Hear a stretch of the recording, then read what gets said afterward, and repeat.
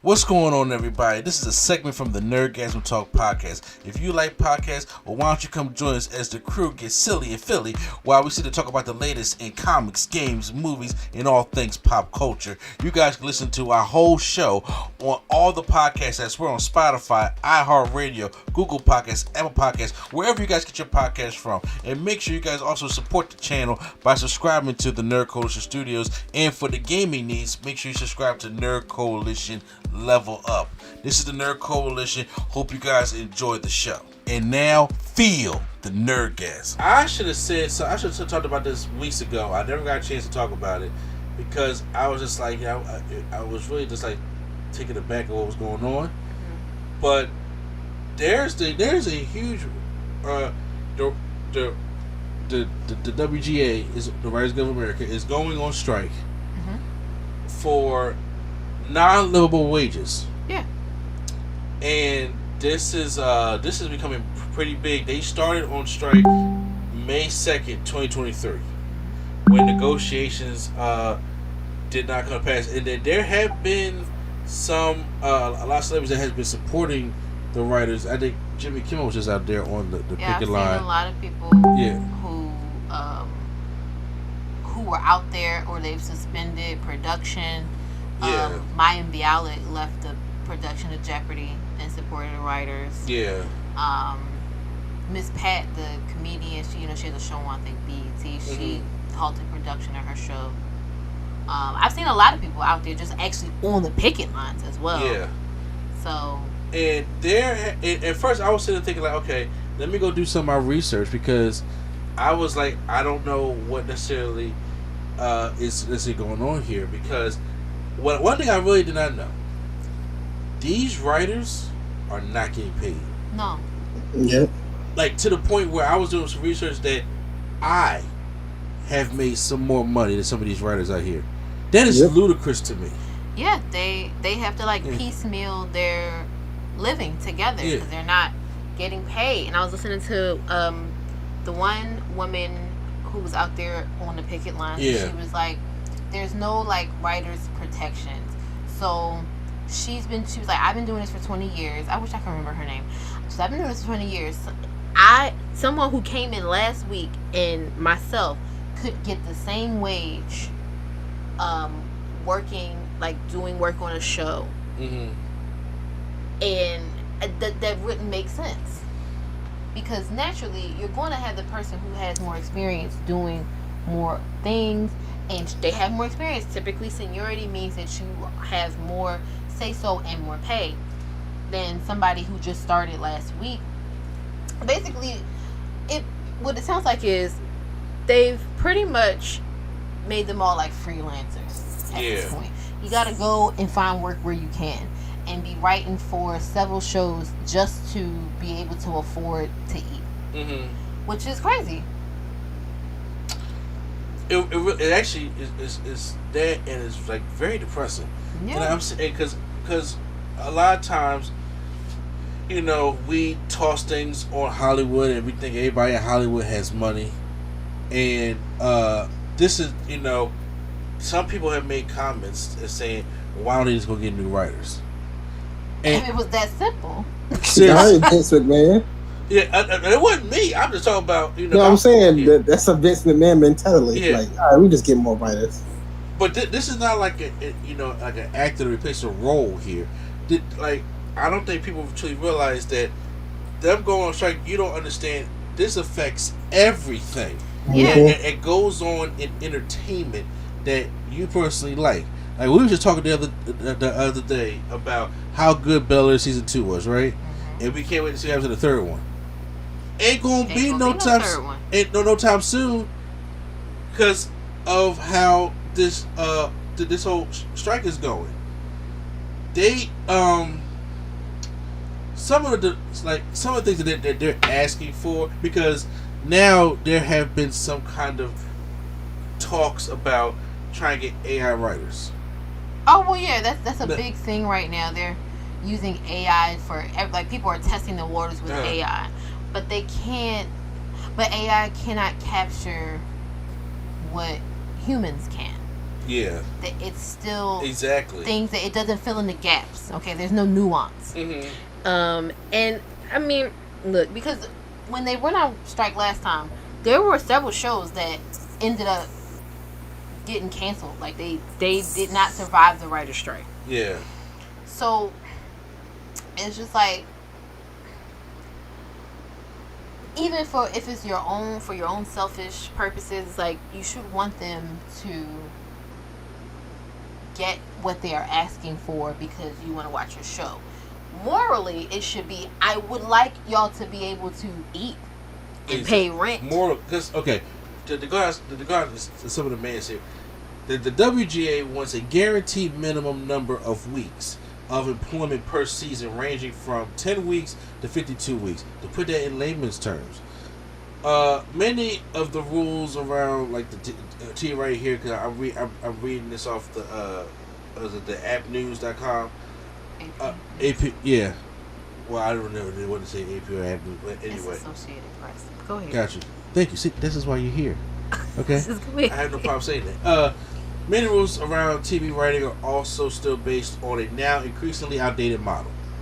Writers might have once expected to spend almost a year working on a 22 to 25 episode season on broadcast television. Now, the average season is much shorter. Popular shows like Bridgerton might only have 8 episodes. Not only does that diminish writers per episode pay, it can limit them from working on other programs if they're tied to longer terms of of that show. That's crazy. And once again, I'm not even thinking about, because me being like, look, we're just fans, so I'm not in this. I'm like, hell yeah, I want a shorter season.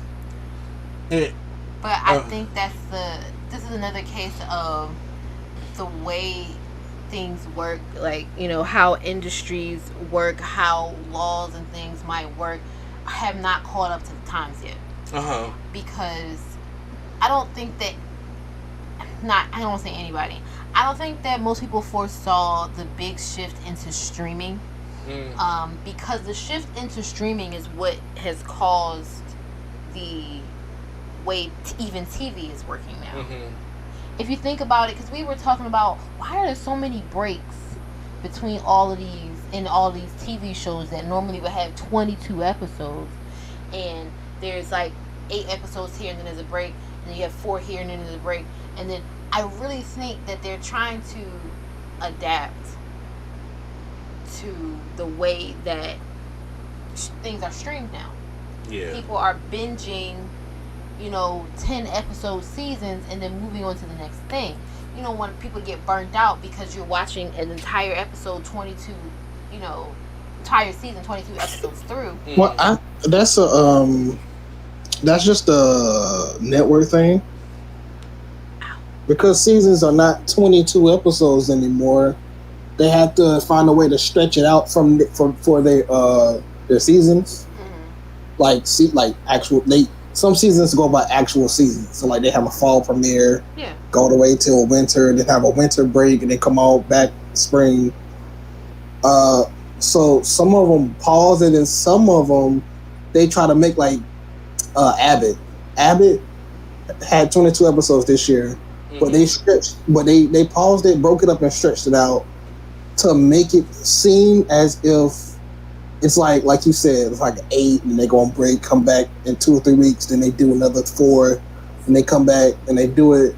So they do it with all shows now for some reason. I don't know why, but during my history, they've always kind of done it with a lot of shows, and I guess we just didn't notice it back in the day.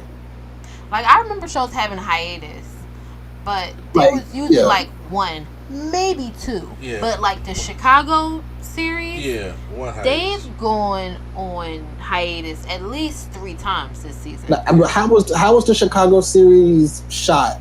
Like, do they always order 22 or 24 episodes, or is it like they just have episodes? So that whole Dick Wolf stories, they always get a minimum of 22 episodes. Yeah. They're a typical, Yeah. like, how he shot this back when Law and Order started is how all the rest of these shows have gone since then. And it's not like a timeline. It's not tied to a timeline. They're just, they're episodic. I mean, things carry over. Well, but I would say the Chicago shows are more story-based than the old school Law and Order episodes. Well, yes, because those are just completely standalone. Mm-hmm. The Chicago stuff, yes, things move over, but it's not like a Abbott where if you are starting it's a school thing. Yeah. So if you're starting in fall and you want the show to start where school would start and you want it to end closer to where school would end, it makes sense to break it up like that. Yeah. But that's not something that you have to do for like the Chicago's. But they've been in and out all season. A lot of shows that I've been watching have been a lot in and out also. They What are the other demands that they have? we get better residuals. Okay. They want for more than half a century. Oh my God, residuals suck. They're bad. I've heard that from plenty of people, actors, writers. Yeah, actors. Writers have it bad because they don't get their credit. Actors have it bad in residuals too. So I'm gonna be honest. The strike, I'm not quite sure if the residuals part will get met. I guess it depends because even like my friends, people that I know who've done shows for years, don't get residuals. Mm-hmm. Yeah, it's saying residuals have been a functional way for writers to make money, but streaming has got those payouts. Writers usually used to be. They make sure they put it in there. Handsomely compensated anytime their work went into syndication or was sold for overseas territories. Reruns meant a big payday, but now series and film often simply land a streaming service and stay there. Yep. That's so streaming services change the way that people can get paid. Yep. Because like if your show is in syndication, that means you're rerunning it like Martin back to back to back. Yeah.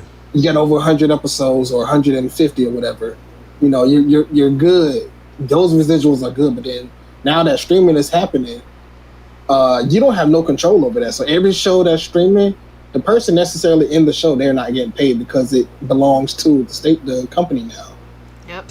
And the company is the one that's selling it to these streaming services, not the company saying, all right, everybody that worked on this show as a whole, your episode, we're going to bring you over and get paid too. So it's like, if a show was on CBS got them right. CBS like, all right, we get $5 million from Netflix. I don't know what you're going to do, but we get the money. So it's kind of like that. They're licensing shows, but it's not like, it's kind of like music streaming services, how artists are like, look, I really want y'all to listen to my stuff, but they pay me a fraction of a penny every time you stream a song. Yeah. So it's essentially going to break down to the same thing with like television streaming at this point. Yeah. I don't think it'll be a fraction of a penny, but it's not like they're not getting anything. So. Well, it says to replace back in residuals, the WGA is seeking more upfront fees. Oh no! Let me tell y'all. They get residuals, but these companies are so I don't know what word. These companies are so messed up to where they give them residuals and they give them like 5 checks for like 30 cents, and they like, see, we gave you some money, so you can shut up now. And it's kind of like, well, you mean to tell me out of all my work, I'm only worth 35 cents? Like, so streaming has definitely messed everything up, even before it. It's just. It's. I am learning so much between y'all two. It's amazing. I've seen actors who will like show or actors, writers, they'll show like their checks that they get, and it's like $3. Yeah. That's why you gotta work in production. People, be smart, And then they got. I'm telling y'all that for no reason. That's why you gotta work in production, people.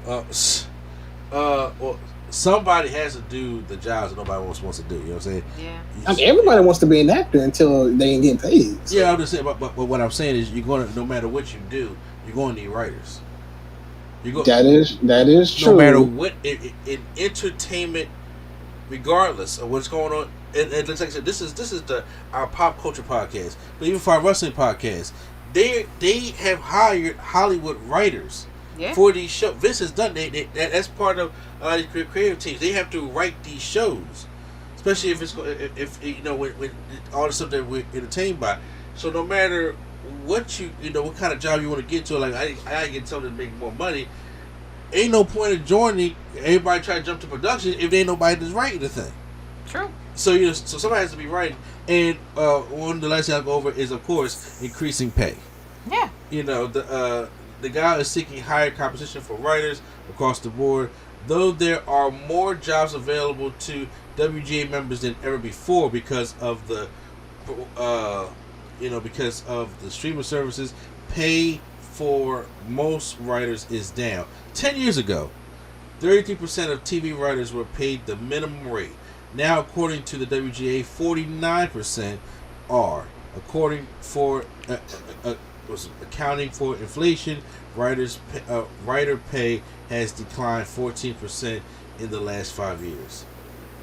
So the median weekly writer producer pay is down 20% over the last decade, with inflation factored in. Writers say many of their members aren't even making a living wage. They are also seeking increase for their pension plan and health fund. I didn't know anybody was still kicking out pensions.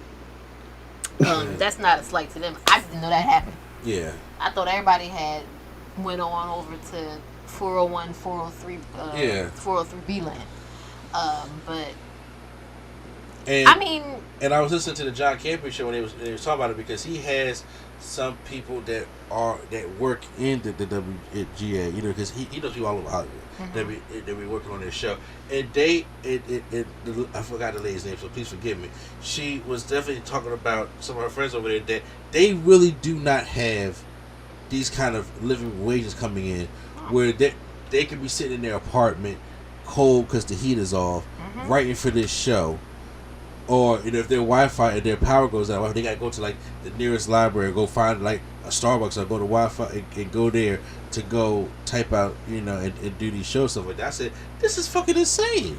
Yes, there is in every industry, there is someone who does the grunt work, who gets paid the least. Yeah. Because they are invisible in said industry, and I don't think that writers are invisible, but I think that it's easy to be like, there'll be somebody else to come along, they'll do, when it really shouldn't have to be that. They should be able to be paid a living wage, especially considering where all this is happening. LA, California period, is so expensive. Like, I just came back from San Diego. When I tell you, calculating the amount of money that I spent just doing coffee runs for 6 of us, $60. Oh. $50.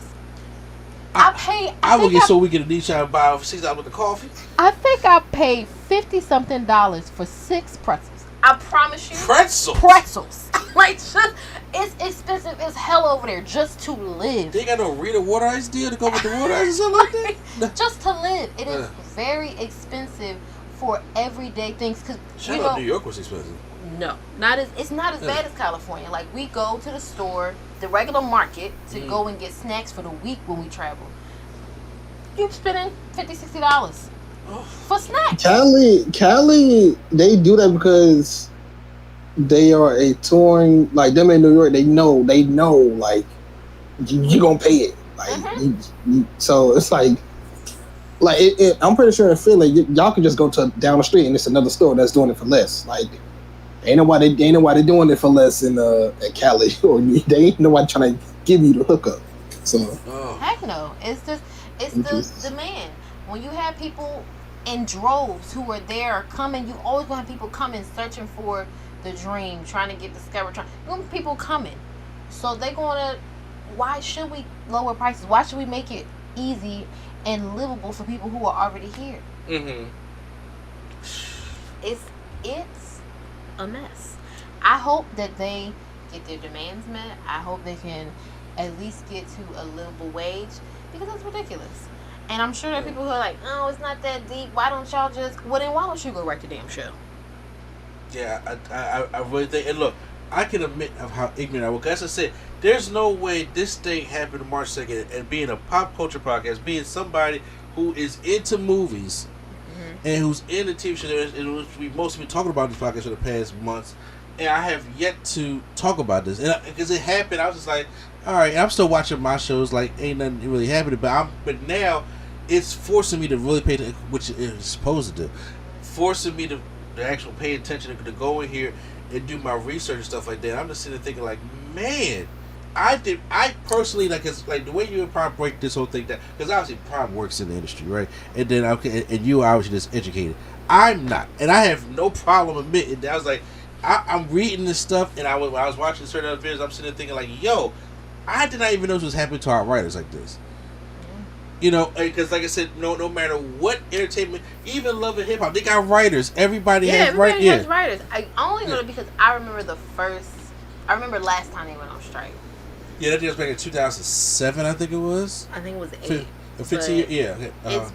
It's been a while, but I remember when they went on strike last time because again there were some shows that didn't survive the strike. Yeah. But I mean, it's ridiculous that people have to do this and go out here because these people are not getting paid to go picket. Mm-hmm. So there's going to be a strike every 15 to 20 years, like yeah, because everything's going to change and they're going to still be in the old method. Yeah, and they like, oh, we gave y'all this, but we changed everything since then, thinking that it's the same and it's not. So it's like, you know. They also had this thing called staff, because I just came across called the staffing requirements. The union wants TV shows to staff a certain number of writers for a period of time. At issue it is the rising price of mini rooms, where only a handful of writers are working on a series. Such writer rooms are often employed during development before a show is greenlit. That means writers can be working on a series that doesn't get picked up for as much as a year after they worked on it, or not at all. Jeez. Yeah, there are tons of shows that they shoot pilots for and they never get picked up or get made. And it's just like now every show I'm looking at, and I'm sitting thinking that out of all the different shows I was talking about, now I see, different kind of, what's the word I'm looking for? You know, when it reality shows, stuff like that. Mm-hmm. It's like, come on, and this whole AI thing, I don't trust that at all. Well, no, I think that eventually there will be something that they use AI for. Yeah. Just like if you ask somebody 25 years ago if they thought we would be checking out our own groceries, they just thought you was crazy, and there would always be 10 cashiers available. When every time I go into our local market, there's another lane of self-checkout that they've replaced. Yes. But there is only but so much you can do. You can't, for something like writing a show, could you maybe put together an outline if you have like the technology there to ingest what has happened previously? Maybe. But you're not going to be able to write a full on show. And once AI start getting with it, then you should be afraid anyway. So, all right, I have a question. How long till Cyborg is real? Are you talking about like Victor Stone Cyborg? Yes. Tuesday. I'm sorry, what? He said, how long before Cyborg is real? And I said Tuesday. No, but bro, look, I have been sitting here preaching about that Skynet shit. Like, bro, I don't do it. I don't do it. Look, but Alexa don't go come nowhere near my house. Again, it don't have to. Yes. If I went and talked into your phone right now and was just like, I want a new purse, a new whatever purse, I guarantee you by Monday evening you probably have ads about said purse in your YouTube scrolling or whatever else you're looking at on the phone. That's how this works. Yeah. You don't have to have Alexa. You don't have to have Google Home. You don't have to have any of those things. I really would like to see a Janet Jackson concert right now. And maybe we'll see what happens. My phone wants to be stupid and pops up Janet Jackson. Because that's how they do. I don't know if it's going to What give do y'all free think? tickets. What do y'all think? Just before moving to the next thing, what do y'all think? Like the long game is here for this. I don't think there is a game. No, I'm sorry. I said it wrong. Do you think that they could come to some kind of a deal? Or They're gonna have to. I think eventually they will, but They're I don't gonna have to. They can they can play the long game, but they're gonna have to because they need writers. It's like all the shows are halted right now because there's somebody writing. Mm-hmm. So it's like they're gonna lose money, and they're not gonna do that. I'm like, all right, we'll give y'all what y'all want because all the shows, like you said, Bel Air, Abbott, all the movies that haven't been written yet, and all that, that's a lot to just throw away. Yeah. And even if you thought you could go and get quote unquote scabs, and everybody's wants to go get some more writers, okay. And then when the next season of your show sucks, that you like so much sucks, and the ratings go down, and now it's gone, then what? Mm-hmm.